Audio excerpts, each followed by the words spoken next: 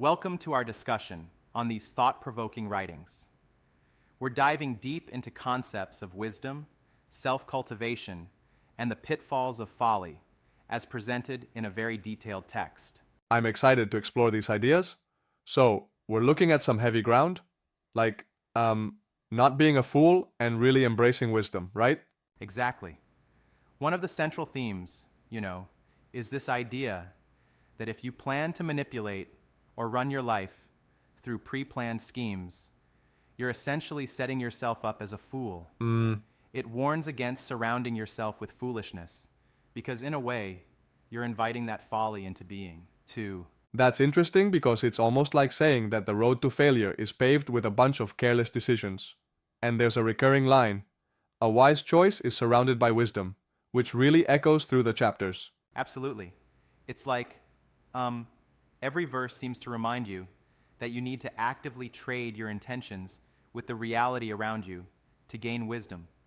It warns against laziness, saying that a lazy person can easily fall into trouble, almost like laziness is a seed for sin. Yeah, exactly. And it uses some vivid analogies, like comparing your laziness to a seed growing into something harmful. Person to ya. Right? And not only that, but it also contrasts the foolish with the wise by explaining that if you indulge in pre-planned schemes or mimic what you see without critical thought, you risk becoming a joke. It clearly emphasizes that wisdom is something earned through hard work and true understanding, not imitation. I get that. But don't you think it's a bit harsh to say that mimicking others necessarily makes you foolish? I mean, sometimes learning by imitation is how we start. That's a good point. However, the text suggests that while learning by imitation might be a start, you have to evolve past it quickly.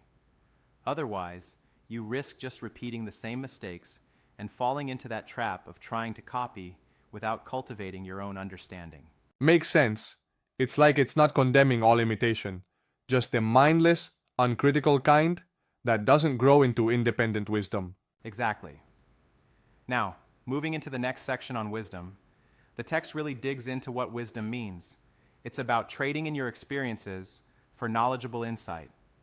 It speaks to how every opportunity, even those that initially pass you by, can become the seed of wisdom if you choose to reflect on it.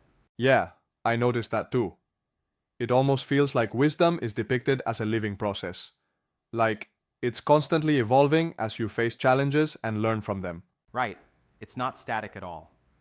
And it even highlights that while fools might have knowledge, they lack the capacity to transform that knowledge into wisdom. Think about it. A fool might know what's right and wrong, but they'll often misapply that knowledge and end up with disastrous results. I like that contrast. It really forces you to consider the difference between raw knowledge and truly internalized wisdom. Definitely. And then we get into the section on wise lesson advice, which is all about applying that wisdom. It insists on the value of hard work and how you'll never truly excel if you're constantly making excuses or lying about your efforts. There's also a neat point there about, not letting your complaints become your defining trait. Instead, you should let your actions speak louder. Absolutely.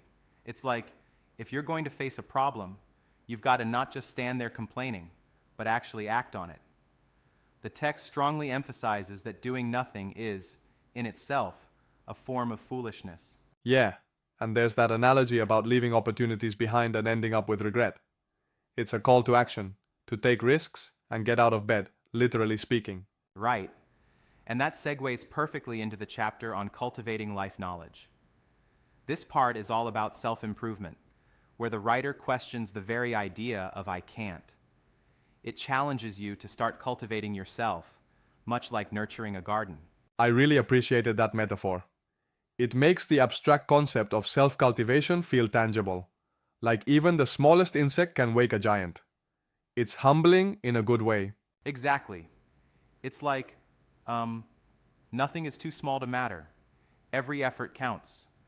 And there's a repeated insistence that while you might face jealousy or even plotting when you better yourself, Ultimately, you have to prioritize your own growth. That's a tough pill for some to swallow. I can imagine people thinking, oh, I'll just let others dictate my pace. But really, it's all on you, right? Right? And the text doesn't just stop at self-cultivation, it pushes further by highlighting the importance of surrounding oneself with the right people. But it also cautions against being too reliant on others, emphasizing self-reliance. Indeed, that tension between learning from others and maintaining your own independence is so key. I mean, if you become too dependent, your entire reality can crumble when things go wrong. Yeah, it's almost like a balancing act. On one hand, you're advised to absorb wisdom from all avenues and protect your integrity.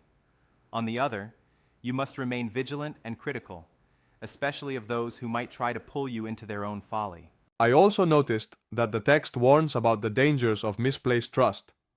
It suggests that trust should be like a check rather than cash, earned gradually rather than given away freely. Yes, exactly. It's as if every decision carries weight.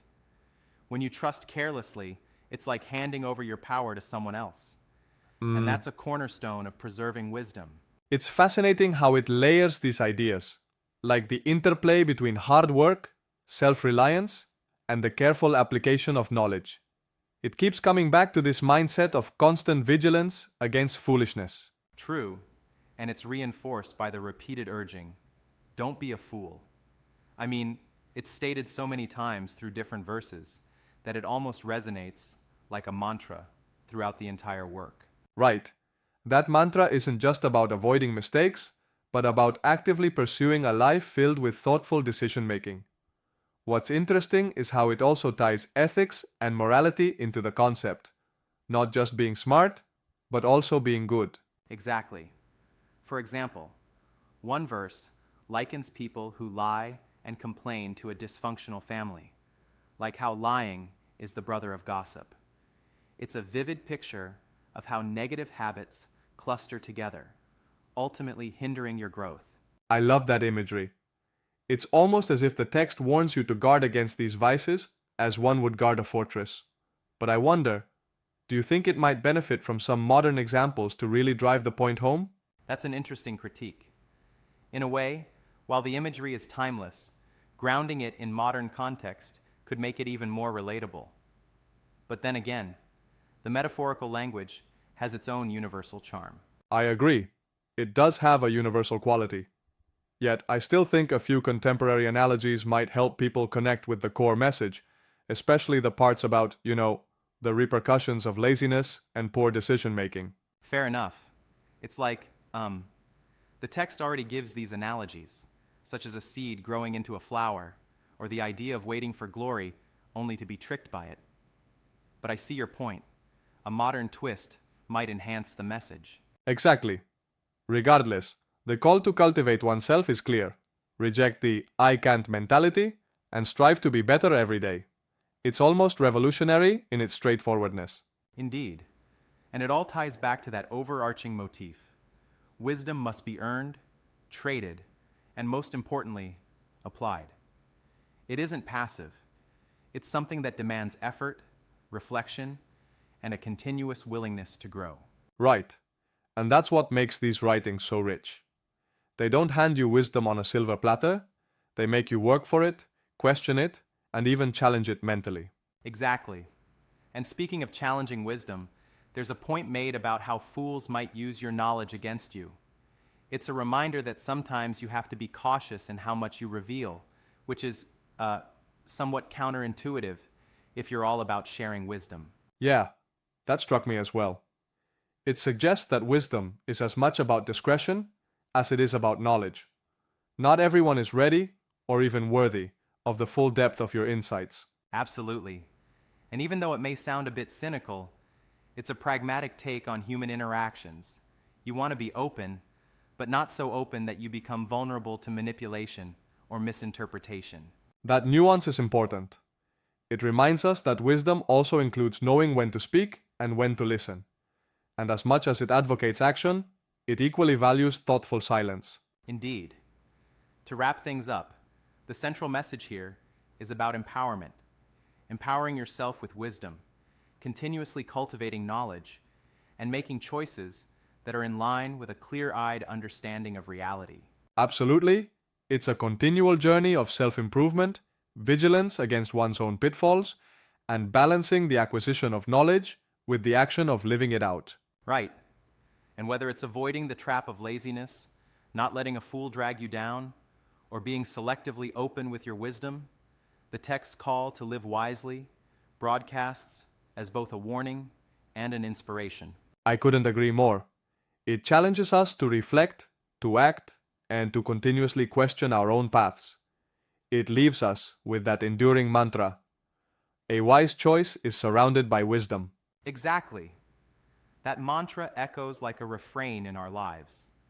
So, as we turn these pages in our own journeys, it's on us to decide: will we embrace wisdom or let folly dictate our path? Well, I know what my next step is gonna be. More reflection, more action, and definitely more wisdom building. Thanks for such an engaging conversation. Thank you. Here's to making wise choices and continually evolving in thought and action. Until next time.